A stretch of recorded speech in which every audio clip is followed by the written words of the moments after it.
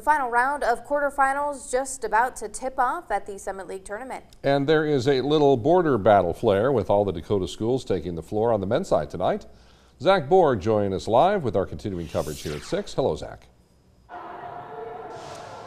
Hello, Brian and Andrea. It is indeed a border battle quarterfinal Friday at the Summit League men's basketball tournament. They've actually just tipped off in the first men's quarterfinal of the night between South Dakota and North Dakota State. We, of course, heard from the Coyotes live at 5:30. Now, following the conclusion of this game, it's the second Summit League quarterfinal.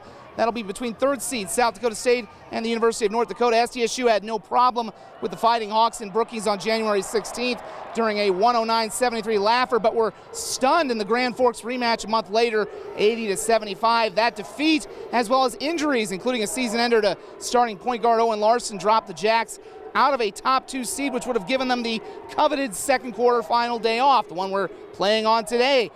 As a result, to win the tournament, they'll have to win 3 games in 3 days, something the program only did once in their history back in 2017. Head coach Eric Henderson was an assistant coach that year and remembers that run well. He also remembers how well this year's team played in their 3-day, 3-game Cayman Islands Classic event back in November. You have to try to keep things very simple, try not to overload their mind, and just really be true to who you are as a team. But like you said too, Zach, like we look back at that time in the Cayman Islands when we played 3 games in 3 days, and we played 3 very good basketball games, and so we know we're capable of that.